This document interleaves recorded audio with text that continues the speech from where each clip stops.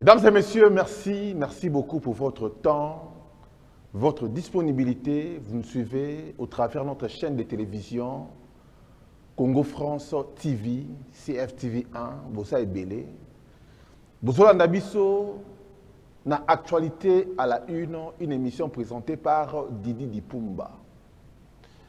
C'est déjà le lancement, il y a campagne. Les lois à Tozoloba Awa, tout candidat député ou provincial ou je ne sais pas quoi, les lois dans la élection à Bisso, Yamboka Congo, Azan a droit à la propagande. Merci beaucoup Nathan, peu disponibilité, Makambo Belé, Toko Solo là. Nakati, il y a émission Oyo Actualité à la une. Qui sera président en 2024? Le président Félix Tshisekedi, Moïse Katumbi, Martin Fayulu, Denis Mukwege, Denis Sesanga, Matata Ponyo, Bangonyo Sotou, Bazoé la place Moko. Mais Nani Oyo a cause la président Namboka ya Congo en 2024. Donc, analyser au cours de cette émission Actualité à la une, Bandeko ya Tchangu, Mutu Oyo Bokoye Kopona, Pona Azala, député Nabino, candidat Nabino Oyo a se présenter, c'est bien, bel et bien moi-même, Didi Dipumba, Oyo Nasali candidat, Nakati, ya national na Tchangu, pe na provincial Kimbateke, numéro Nangai Kosala affiché na affiche, Oyo Baroche Labino, Wana, Nakati, voilà, Bozomo na yango, Didi Dipumba, numéro Ezawana 1240, donc 1240 na national, P451 na provincial, Bandeko Didi Dipumba est là, nabi que tu développer yango et belé, bosomo na numéro Ewana yango, Oyo Bandeko na bisu ya technique, baza ko afficher, ezoko sala bien makasi, toko analyser yango au cours de cette émission Actualité à la une. Na est ya mboka na biso Congo ba wazalendo ba komi na niveau nini. Paul Kagame et ses compatriotes rwandais baza toujours ko se préparer pour na koluka kozwa est ya mboka na biso Congo. Mesdames et messieurs, to komi na position nini awa pe FARDC et mettre baminduki nyonso tout en place pour sécuriser la RDC. Makamboza est belé, auto-développé. Na kati ya émission Oyo et vers la fin, Bande Kotosa en direct. Bonsoir, dans la télévision, nous sommes en direct. Vers la fin, Tokocha numéro ya téléphone, Moko Wana. Bino Bandeko Oyo, Bosa na choix, Yakoloba. Nani Oyo Bokolinga bo voter, Boko voter na 2023 Oyo pour comme président en 2024. Avant, Yakobana de développer cette émission, ma sujet auto tient en place. Je vous laisse, mesdames et messieurs, quelques annonces. Après tout ça, on va développer ma sujet, nyon surtout, Oyo, ne ratez pas, tout tient makamwa bien, tout roule makamwa et belé à solo, ba révélation et belé, Oyo peut-être beau éviter. Suivez quelques annonces à Potozonga. Passez à autre chose. Rendez votre logette automatique. Plus besoin de prendre des risques. Dans ce cas, Scafme vous présente ses logettes intelligentes. Elle garantit la protection de vos appareils contre les mauvaises qualités du courant. Soyez en sécurité. Plus besoin d'aller faire des ponts des phases dans vos logettes, car elles s'exécutent automatiquement grâce à la logette intelligente. Une fois que vous placez ce dispositif, dénommé Pompeball, votre logette sera automatisée et vous n'aurez plus à prendre le danger d'aller faire des manœuvres dans votre logette électrique. Notre adresse, Limité 10e rue quartier résidentiel, à 100 mètres de l'UDPS. SCAFME, toujours à votre service.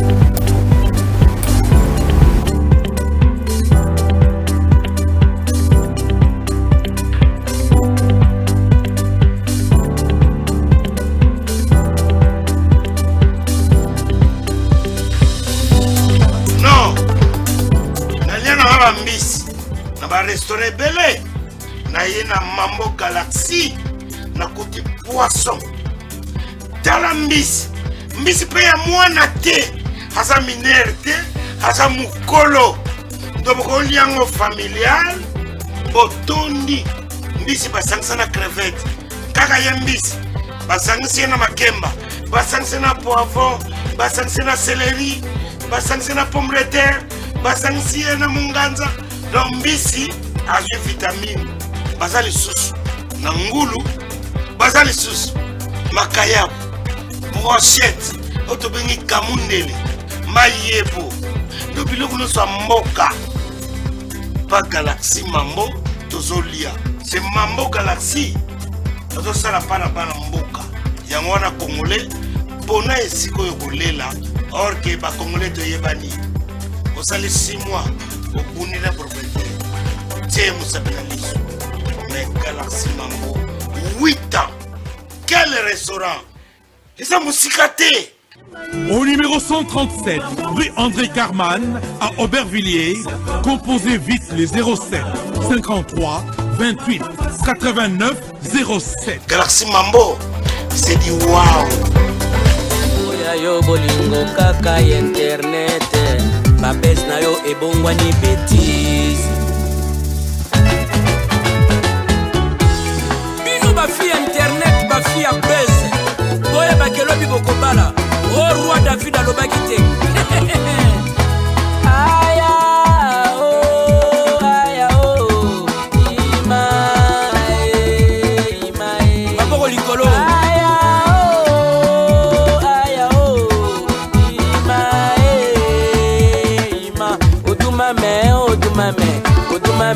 odumame bana idiofa odumame kabananga golf kizola restaurant aseka londe sport ya mboka bana kini balela yo pare equipe nationale na biso elokwa makasi ibenge kokeye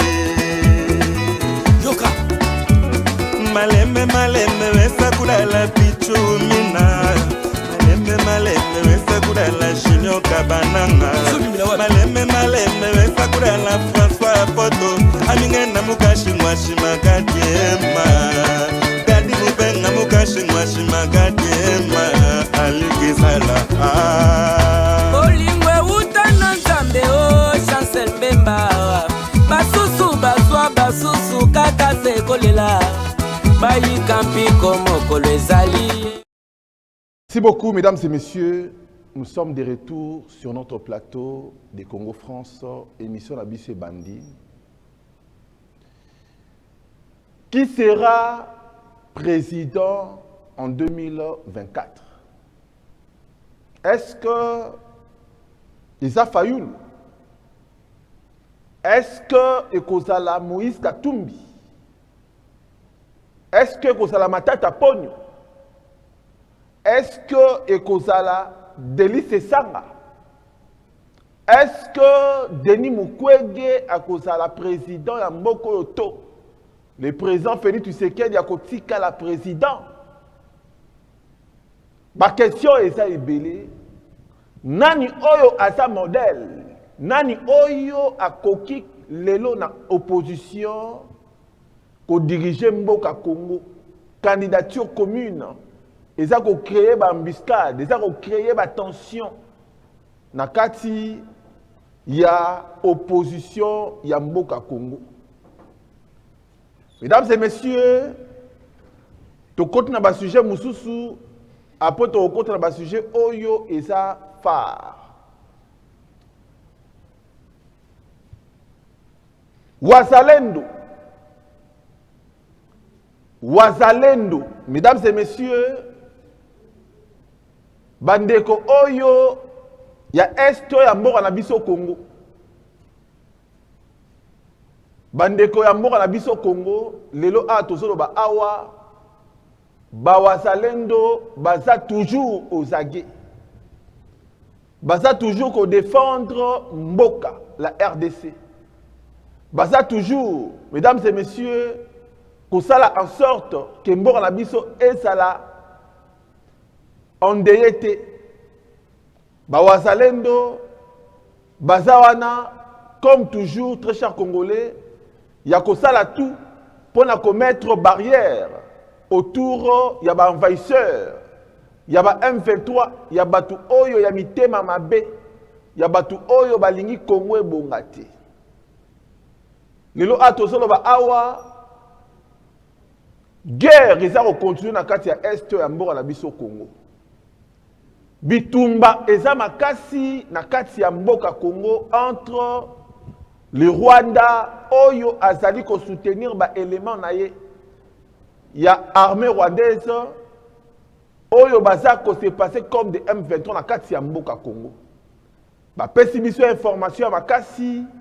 Mesdames et messieurs, les Wazalendo va se réunir en vidéo. Wazalendo va se réunir ensemble, les compatriotes, nous surtout les patriotes, nous surtout au Est, va sangani na kati ya mboka Congo pour na commettre fin na makambu oyo ya M23. Mais le président Félix Tshisekedi va tourner question. Balobi cher président, est-ce que ba Wazalendo va sa ba criminel?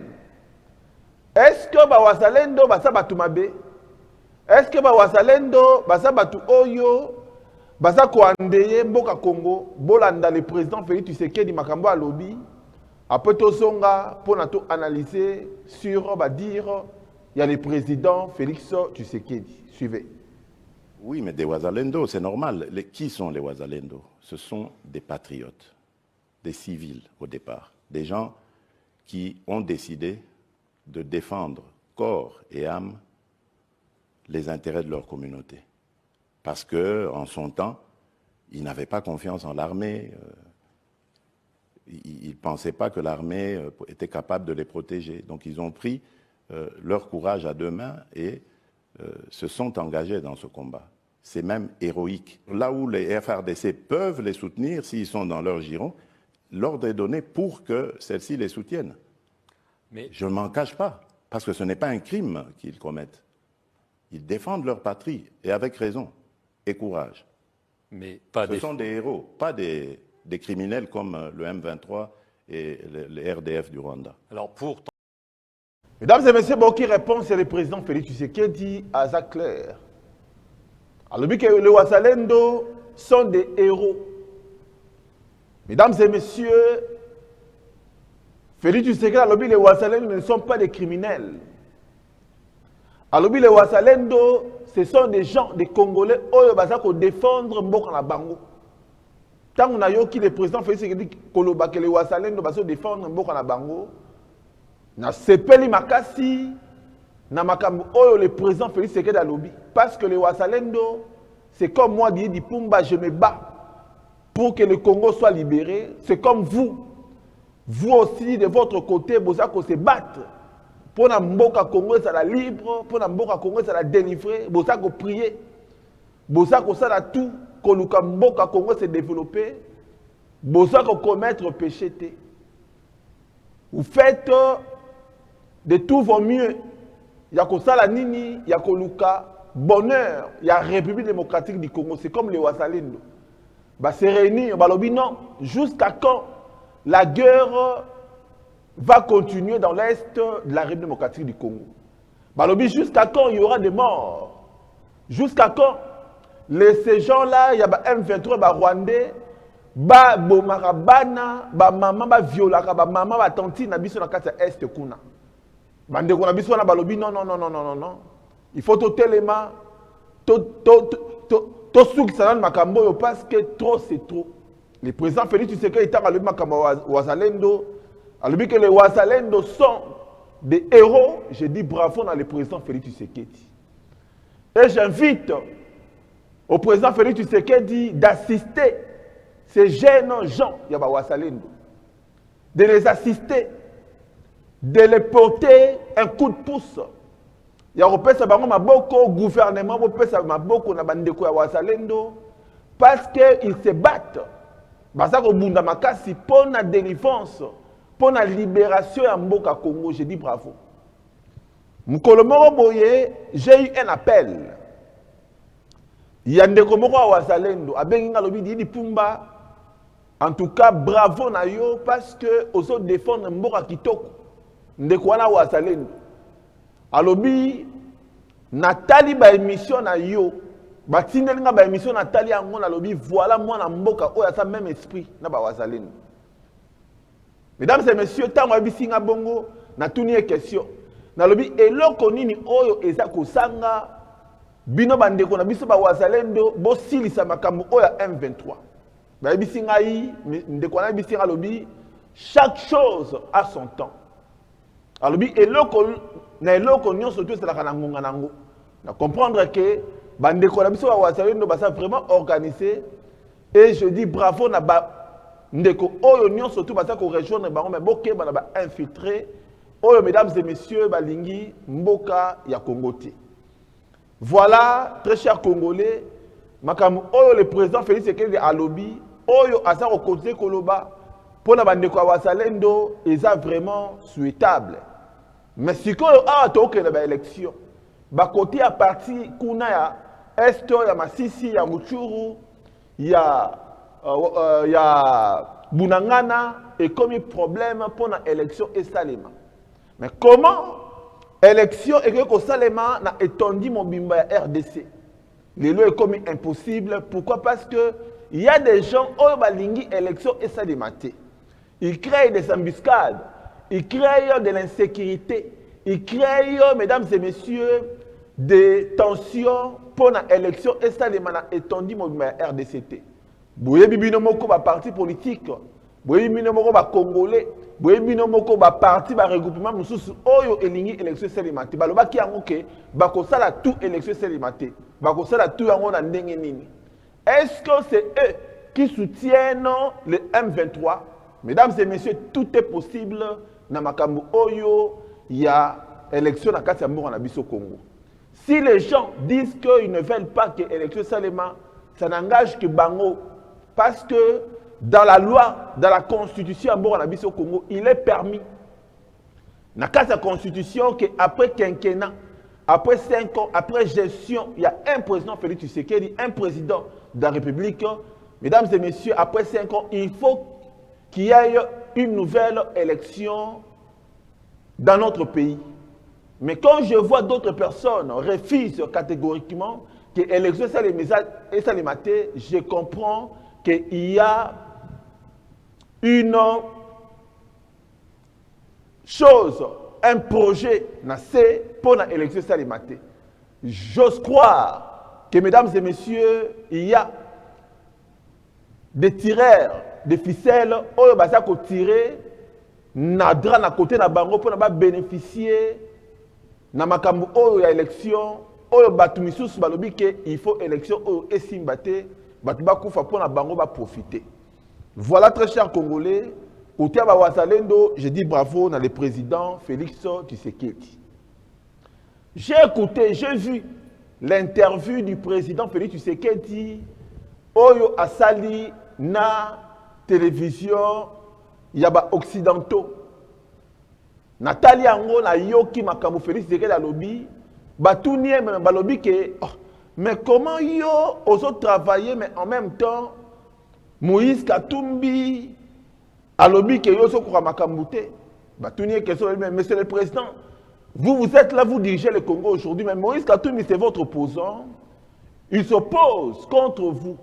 Est-ce que vous avez un conseil à recevoir de la part de Moïse Katumbi? Le président Félix Tshisekedi à répondre. Boyo Kayango, mesdames et messieurs, après Tozonga, pour analyser, dire, propos. Il y a le président Félix Tshisekedi par rapport à la question sur Moïse Katumbi. Suivez. Il a été gouverneur de la province du Katanga. À l'époque, elle n'était pas encore divisée en 4 morceaux. Mais qu'est-ce qu'il en a fait? Je parlais d'ailleurs récemment de l'aéroport international qui est en train d'être construit, qui est déjà d'ailleurs terminé à Kolwezi. Il a été gouverneur pendant 9 ans. Il n'a même pas pensé à construire un aéroport international dans la capitale mondiale du cobalt. Aujourd'hui, des investisseurs pourront venir de partout sans devoir passer par Lubumbashi et chercher des petits cercueils volants pour arriver à Kolwezi. Ils vont venir directement avec leur jet privé ou leur avion régulier directement sur Kolwezi. J'ai des tas d'exemples comme ça qui peuvent démontrer que je n'ai aucune leçon à recevoir de Moïse Katumbi. Alors il y a une affaire qui défraye la chronique, c'est celle du correspondant de Jeune Afrique, Stanis Poujakera. Il est détenu depuis... Mesdames et messieurs, bonjour, là, le président Félix Tshisekedi Makhamba Lobi. A Lobi que je n'ai aucune leçon à recevoir de la part de Moïse Katumbi. A Lobi, Moïse Katumbi n'est pas un modèle pour lui. A Lobi, Moïse Katumbi n'a pas un conseil à donner parce qu'il a eu à diriger le Katanga pendant 9 ans. Félix Tshisekedi Alobi, Moïse Katumbi a incapable de mettre en place l'aéroport international à Katia Katanga. Mesdames et messieurs, le président Félix Tshisekedi Alobi, Moïse Katumbi a incapable de bongisa bisika oyo azalaki gouverneur. Paul Elo Aya Kokoma, président du Congo, donc il y a encore grave une malédiction. Il y a toléré. Parce que, à l'objet, il y a une leçon à recevoir de la part de M. Moïse Katumbi. J'ai suivi la réponse de M. Francis Kalombo. Oyo, à l'objet, comment le président Félix Tshisekedi peut dire ainsi par rapport, il y a le monsieur Moïse Katumbi, Francis Kalombo, où il s'approche, il y a Moïse Katumbi à l'objet, la construction est stade, Nakati ya Katanga et Bandaki, Natangu Oyo, il y a Moïse Katumbi quand il était gouverneur. Mesdames et messieurs, en écoutant et le président Félix Tshisekedi et la réponse de l'envoyé spécial, il y a Moïse Katumbi qui est Francis Kalombo, j'ai comparé les propos, j'ai comparé le contenu, j'ai comparé la réalité entre Makamu Oyo, ex-gouverneur à Sala, na Makamu O, le président Félix Tshisekedi à Sali Lelo, il n'y a pas match. Mesdames et messieurs, il n'y a pas match. Il n'y a pas match. Le président Félix Tshisekedi, dans un moment, il y a 5 ans. Ce n'est pas pour glorifier, mais je dis, je suis réaliste. Nakati ya Katanga lelo basali aéroport. Nakati ya Katanga lelo basali aéroport international. Na 5 ans, ya Tshisekedi basali aéroport international nakati ya Katanga. Mais na 9 ans, ya Katumbi basali eloko moko te comme aéroport ya Katanga. Donc bandeko na biso ya Katanga, ceux qui balobi profiter na aéroport international ba ko profiter nango parce que aujourd'hui maman Fifi Masuka oyo aza gouverneur akuna aza ko travailler pona mesdames et messieurs na ba œuvre oyo eza de la part aussi à le président Félix Tshisekedi. Donc côté wana il y a pas match. Est-ce que na époque ya Moïse Katumbi Moïse Katumbi avait construit les Katanga comme la Chine. Non, non, non. Est-ce qu'à l'époque, il y a Moïse Katumbi, est-ce que les Katangais, à Katanga, ils profitaient de la richesse? Il y a au Congo. Non, non, non. Est-ce que, Nakati à Katanga, mesdames et messieurs, batonga ba building, batonga ba immeuble, net au monde en Nakati, il y a Dubaï. À l'époque, il y a de monsieur Moïse Katumbi. J'ai dit non, non et non. Ça veut dire ce que le président Félix Tshisekedi a dit par rapport à... Il y a adversaire dans la politique, mesdames et messieurs, et ça va propos le président Félix Tshisekedi, mais la réalité, ce n'est pas le contraire. La réalité est réelle dans Makambu Oyo, et ça, Léon Nakati, Yambo Nabiso Congo. Est-ce que le président Félix Tshisekedi, dans 5 ans, Oya Sali, est-ce qu'il a gagné? Il a bien réalisé son bilan. Le président Félix Tshisekedi a encore beaucoup à faire. Dans la République démocratique du Congo, il a encore beaucoup de missions à réaliser. Il doit encore construire, donner les boulots aux Congolais. Donner les boulots aux Congolais parce qu'aujourd'hui, tout le chômage est à ma casse. Moi-même, je dis Pumba, Nasalaki Nakati, ya Changu na Kimbanseke. Mesdames et messieurs, makamon na moya Kimbanseke na Leli. Bajene ya Changu misala ezate.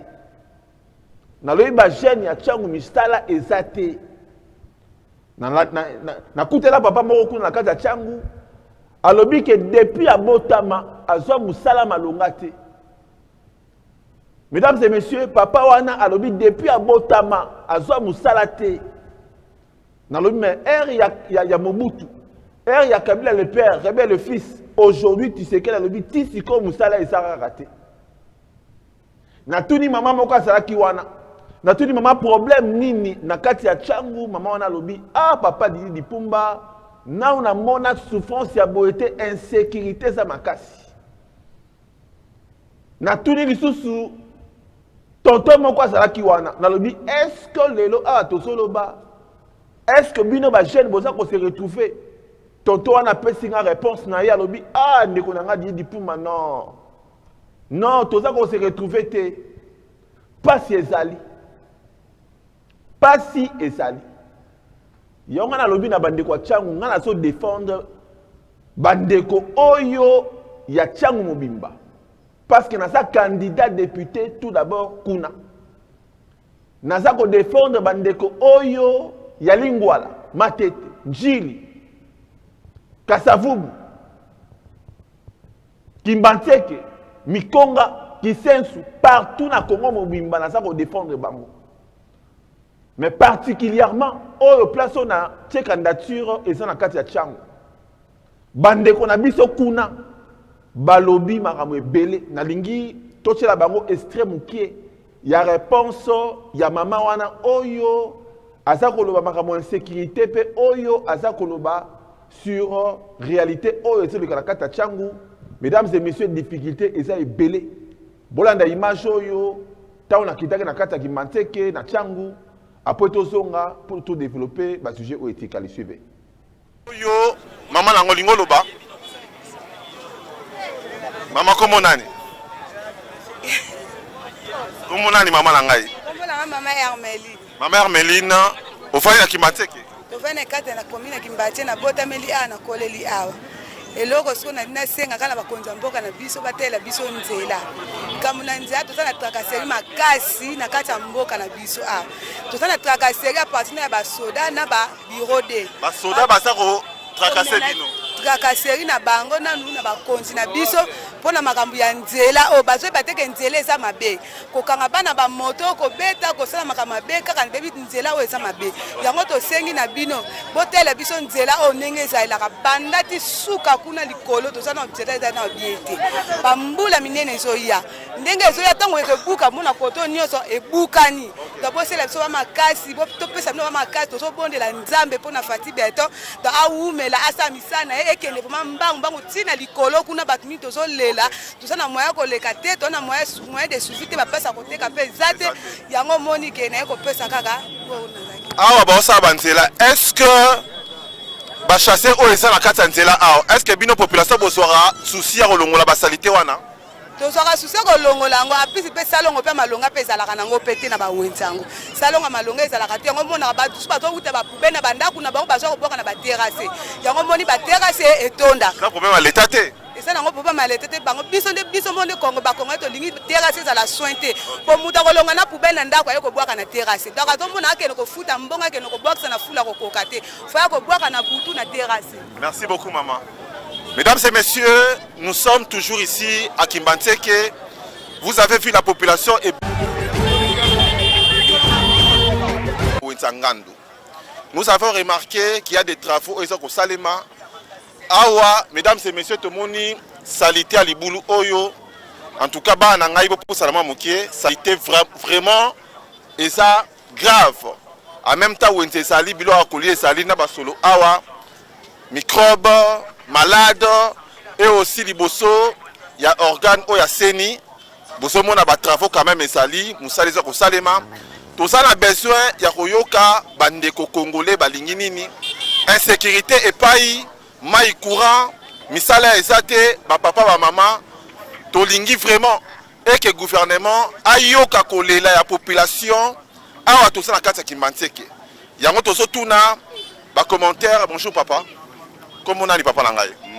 Je m'appelle Nzouzi Makusuna. Papa Nzouzi naza ko aider yo na simbeli yo. Ça va. Papa Nzouzi, vous êtes congolais, au Fandi awa depuis longtemps? Il y a longtemps. Né ici, grandi ici. OK. Alors qu'est-ce que vous faites dans la vie? En tout cas, na luka kaka nengwana kaka musala ezate. Donc o kaka na lingi musala na sali. Musala ezate. À part musala lokolo ezate, nini isusu o eza ko déranger bino batata, ba papa oyo ya Kimbanteke. En tout cas, nous tozali boye eloko zo déranger biso mingi courant, mai. Donc tozo futa cher. Eloko courant cher, mai cher. Au moins bo futa lobby bo futi 25 000, mais au moins comme nous sommes à 80 000, 150 000. Donc toujours cocaté, toujours au monde. Donc c'est à l'État nini. Donc l'État n'a pas l'État.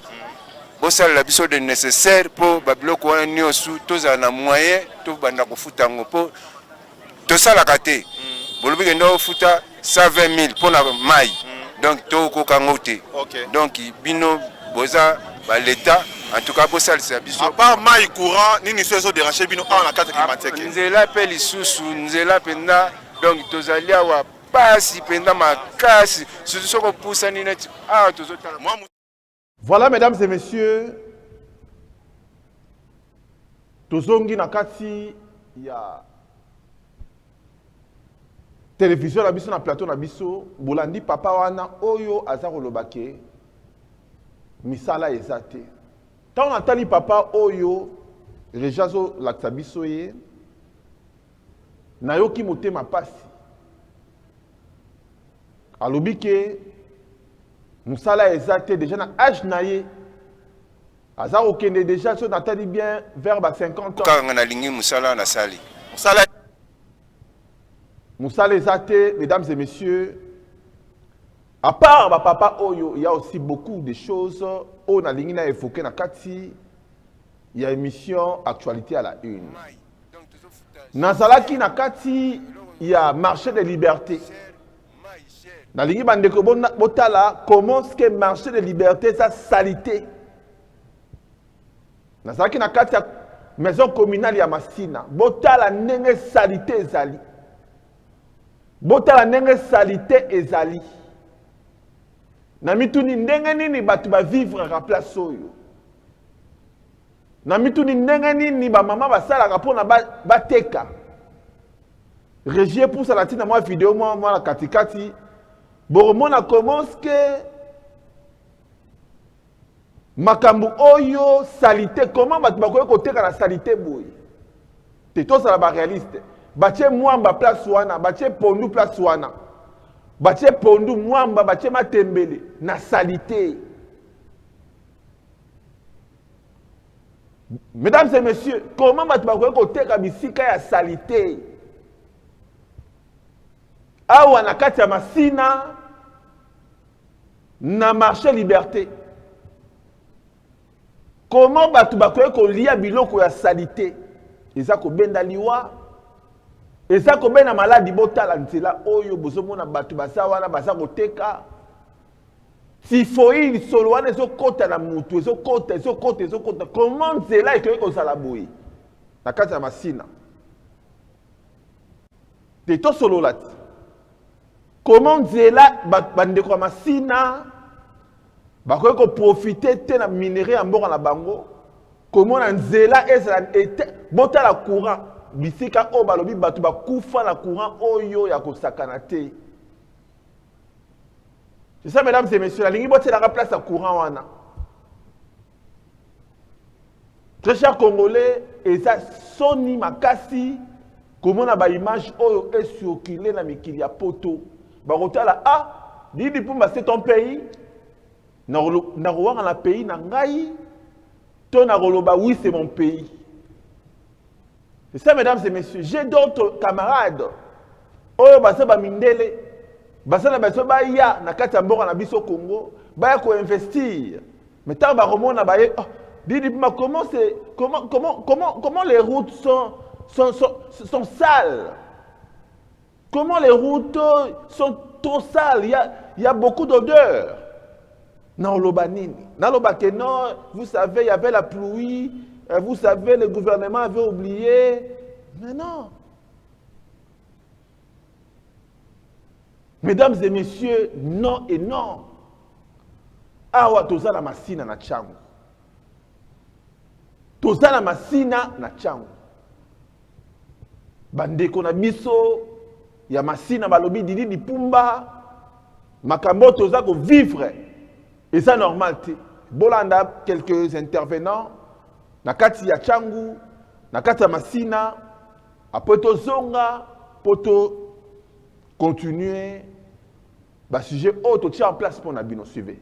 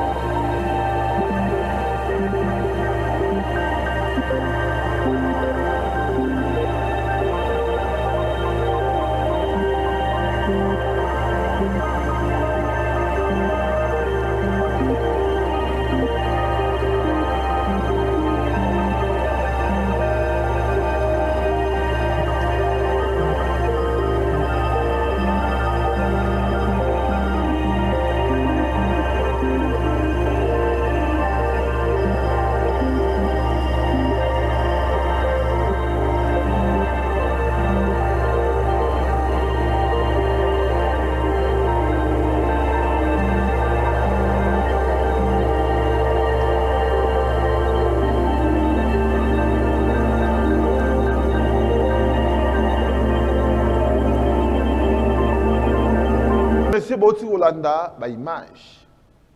Na oya Masina, na oya Kimbanteke, bino bandeko congolais boso na bo conclure nini. Est-ce que les Congolais en profitent de leur richesse? Est-ce que les Congolais en profitent de leur pays? Est-ce que les Congolais en profitent, mesdames et messieurs, de leur scandale géologique? Non. Est-ce que les Congolais vont profiter de la richesse de la carte na bango? Non. Condition, bateau pour vivre, et ça condition moko ya mabe makasi. Na marché, place batekara biloko kolia solo. Et ça musala ya nani? Il y a président Félix Tshisekedi, to musala, il y a gouverneur. To musala, il y a bourgmestre. Et ça musala ya nani, mesdames et messieurs? Comment on a bandembi? Comment on a bâti ba foufou? Comment on a bâti ba oignon? Bâti ba nini na salité, boye salité. Mesdames et messieurs, comment Batouba contre la maladie?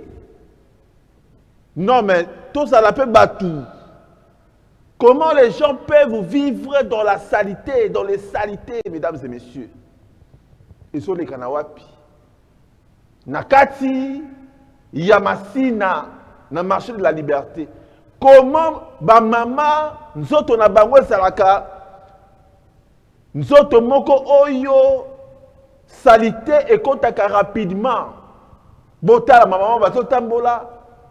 Na ba potopoto ba soloane zo kota na nzoto mwasi ezo na ba fumbwa na ba ndembi na ba soki nini na ba Thompson na mabele ba toazoli ya salité na lobi sikoyo eza faute ya nani ya bato bazo teka to faute ya gouvernement oyo il faut bon sabanzela to faute ya gouvernement ya Gentini Ngobila to faute ya nani makambu oyo eza normalité. Eza normalité. Et loko ni nezangi ya kobungisa route wana, ya kotia ba makadam, ya kotia ba canalisation.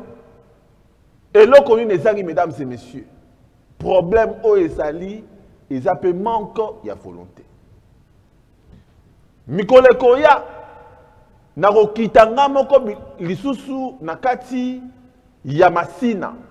Bota commence que bandeko oyo ya Masina basa ko galérer na koya pe na Kinkole. À part Kinkole na koya pe na Maluku.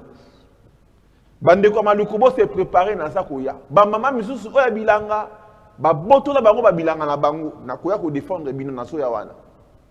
Bandeko misusu na ntele ba oti ko buka bandaku na bango na ebi dossier wana très bien na so ya wana.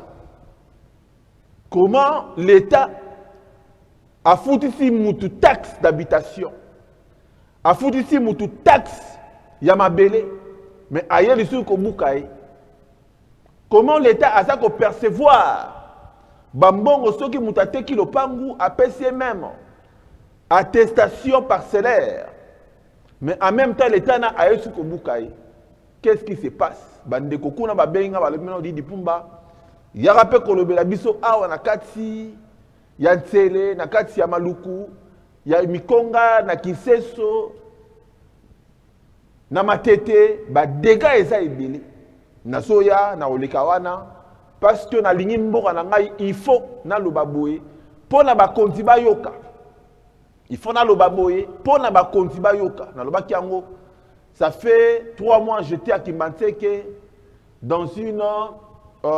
j'étais au passage na kata Kimbanteke na moni nzela mabe na lancé message na ekomona awa lelo awa bakomi ko bongisa banzela en tout cas bandeko mingi ba sepela ba lobi di pima bravo depuis le kakiwana banzela e bandi pourquoi pas ba bongisa pe na kati ya marché central ya marché ya liberté pourquoi pas na Masina pourquoi pas bisika na surtout oyo na koleka message et ça la capter.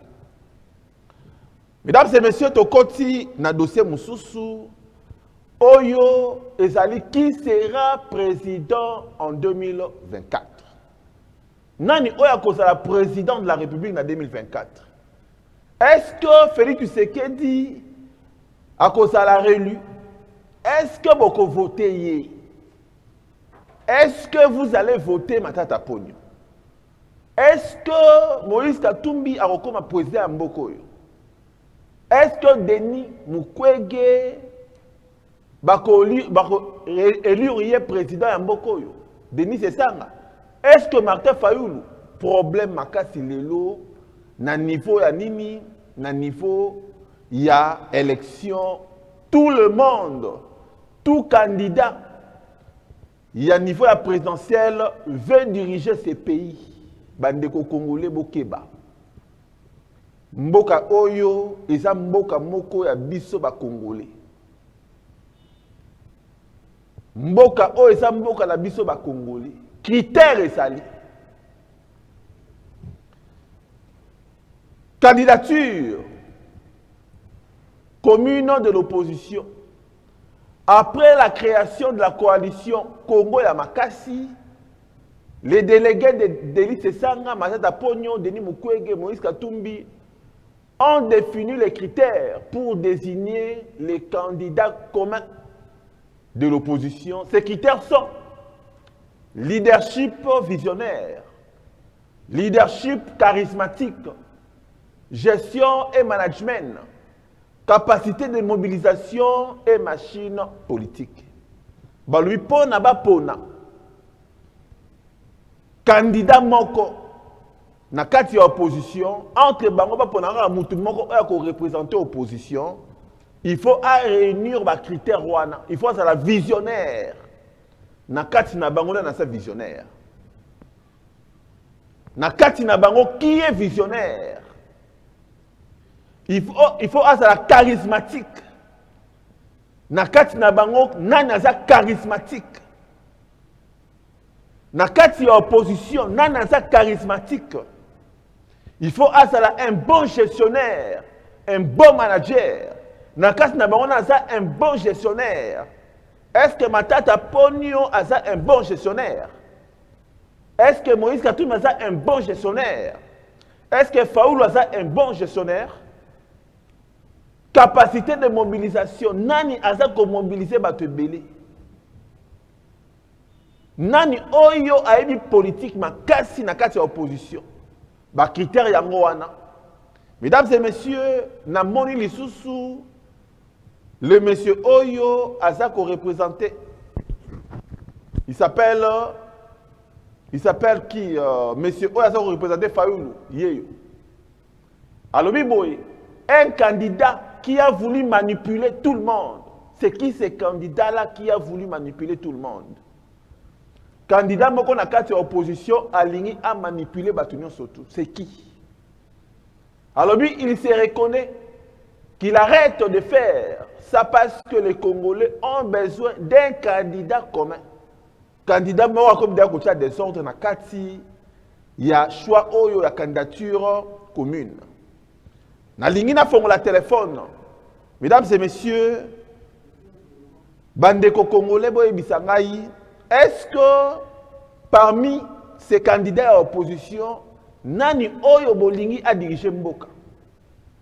Et nani oyo bolingi a comme un candidat commun de l'opposition? Nani oyo bolingi a représenté l'opposition?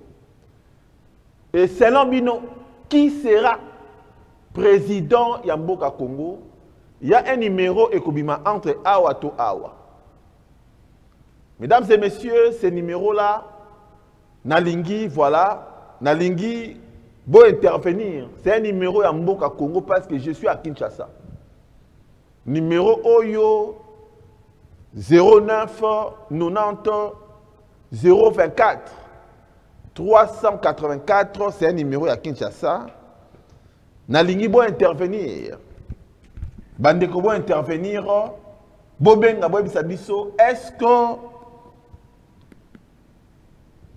vous voulez qui? Oyo akoye kolinga. Obino bolingi a dirigé Mboka Oyo. Allô, bonjour. Allô, monsieur, bonjour. On vous appelle comment? Comment on a?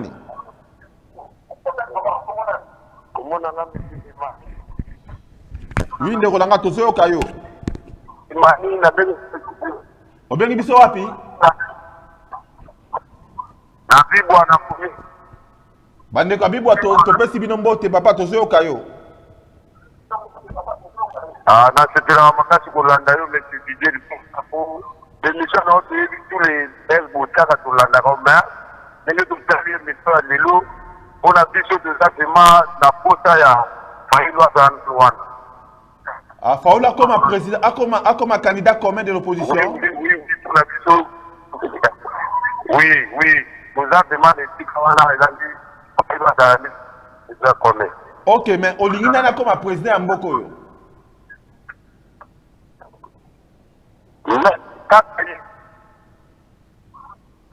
Allô?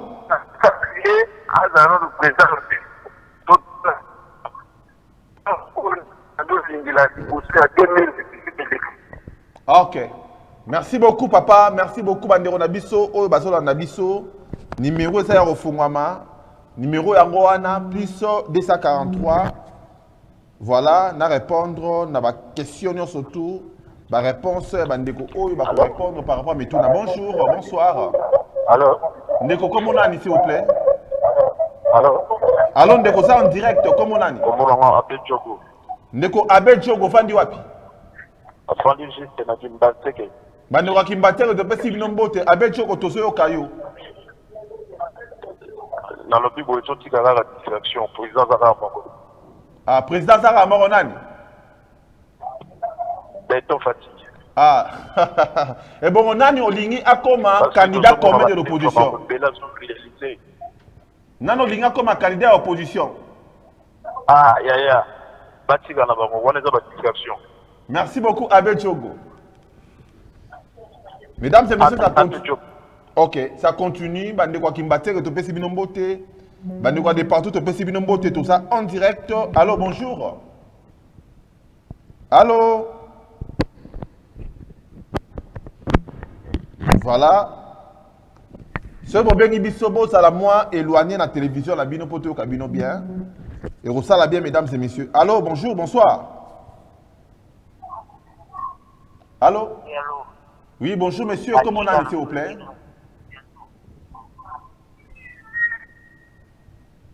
Ok.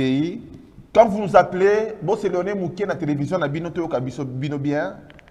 Allô, bonjour, bonsoir. Vous êtes en direct, monsieur, on vous appelle comment? Oui, bonjour. Bonjour, on a venu à Kankokolo. Ah, bande waka kolo to pesi bino mbote, papa comment on a? Olobi na 2024. Na 2024, Lingina c'est la président. Papa Kei, bande waka kolobo rappelé. Na moni papa Kei, voilà. Vous rappelez, bande réunion surtout parce que l'on a de partout, téléphone et ça ouvert. Tout ce qu'il y a 5 minutes. Allô, bonjour, bonsoir. C'est le campem. Bande kwa c'est le campem, tu peux subir nombote. Comment nani?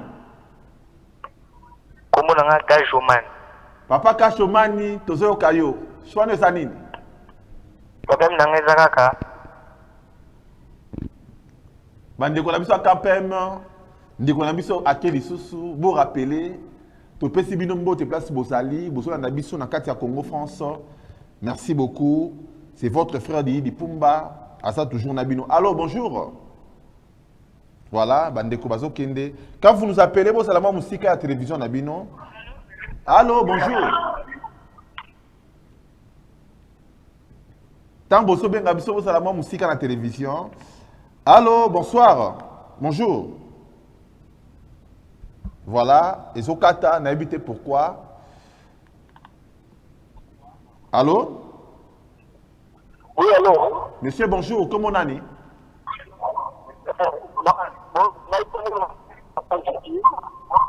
Oui, au fond de papa. Oui, la fin de papa. Ok, alors, Chouane Sanini. Banura Kinga 5, mais pourquoi les Zokata, tous eux, batté? Peut-être un réseau, voilà, vous insistez, Koleka. Allô, bonjour, bonsoir. Oui, allô, bonjour. Bonjour, monsieur. Comment on a, s'il vous plaît? Monsieur Paul Nazarama. Ok, Osawapi? Namatete. Bano Ramatete, pesi bino de papa, olobini ntoso kayo. Président Zamboko, opposition exactée. Ah, président Nani? Béton, Fati Béton. Ok, merci beaucoup.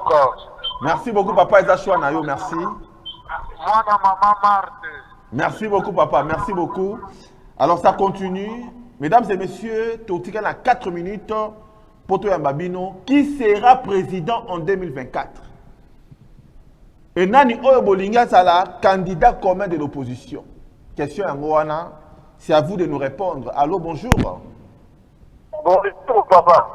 Oui, papa, comment on a dit? Tozo Yokayo. La cour c'est juste la Bible. Bano Rabibwa, Topesi Binombote, Tozo Yokayo, Lobini ni papa Nabiso. Comment papa est là? Papa Ike, oui, Tozo Yokayo. Papa, batika ba distraction, on a fait la Bible Fati Béton. Ah bon, Yekane Oponi? L'opposition pour la distraction, Denis Moukwe Bouroulet, Moïse Katumbi, étranger. Toke Nango Bongote. Alors, Tozo Yokayo. Mesdames et messieurs, pas des injures. Ah, tout ça, dans Congo France Télévision. Ben, injure, ba qualification PT. Et ça, la biso bien. Allô, bonjour. Bonjour, Ndeko.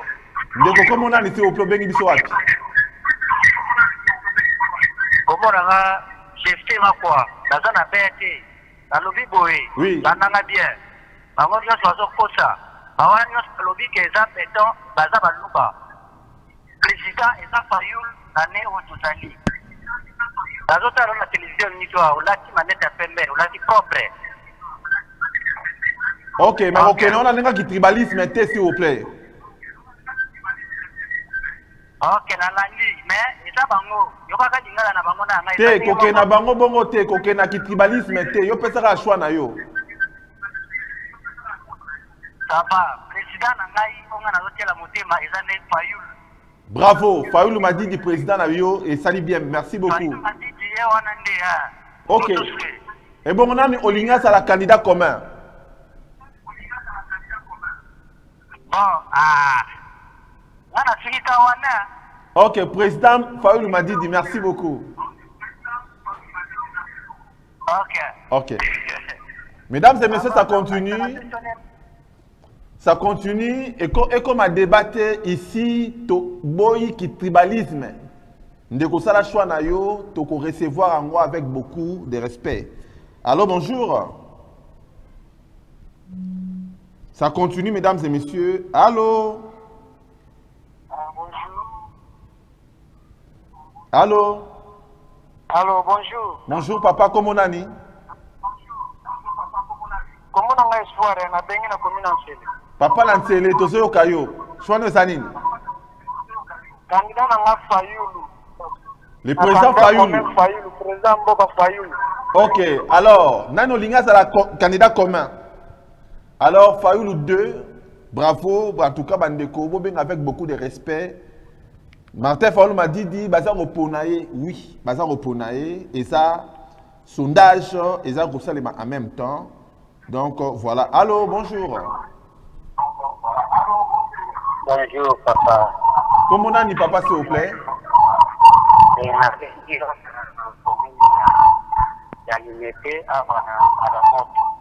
Ok. En tout cas, dans la chaque jour, nous comme à pour la moitié nangai, tout à moyen à n'en plus, ça l'a naïe, donc il y a des cas de 55, c'est la 55. On a fait de la mise à 55, il est dans la donc la chaîne, nous sommes là pour nous parler de la qui n'a pas. Merci. Mais ce qui a naïe, direct, à moi, naïe, c'est 55 ans. Léo n'a pas. Merci beaucoup, papa. Bon, papa, pour la sujet à l'élo, maintenant, nous avons bien la monnaie de l'élo, puisque dans la nation lobby, la timbassée de la nuit, la yeux, bon, la jolie ça, on l'a noté. ezala mpe lekina makasi Ok.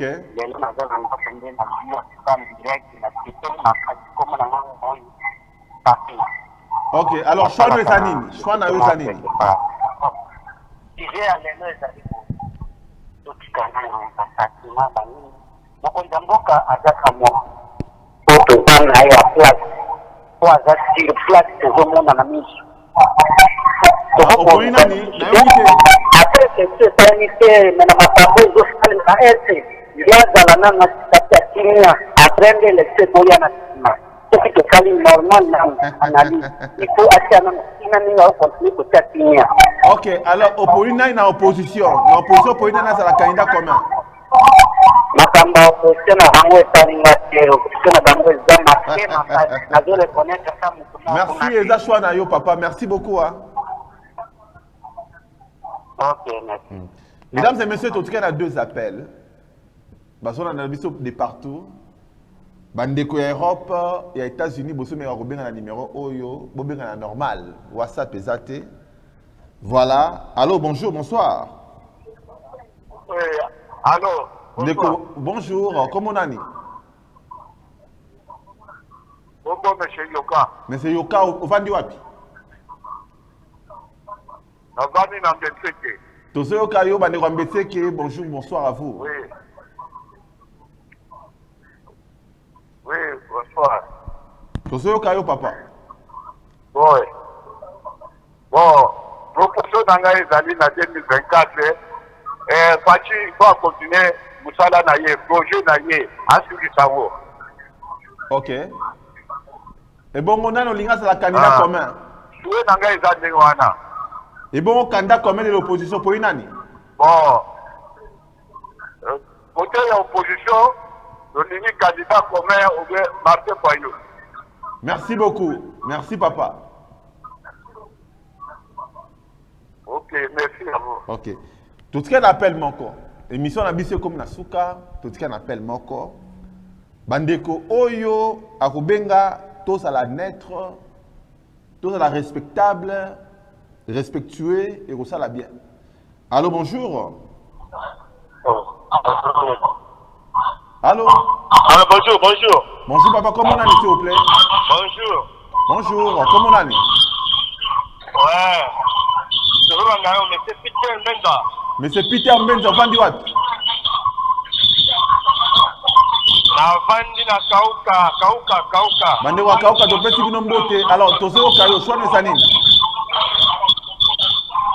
Ah, quoi la va ezali? Pati beton. Oh. Pati beton, lenani. Beton na beton. Ok.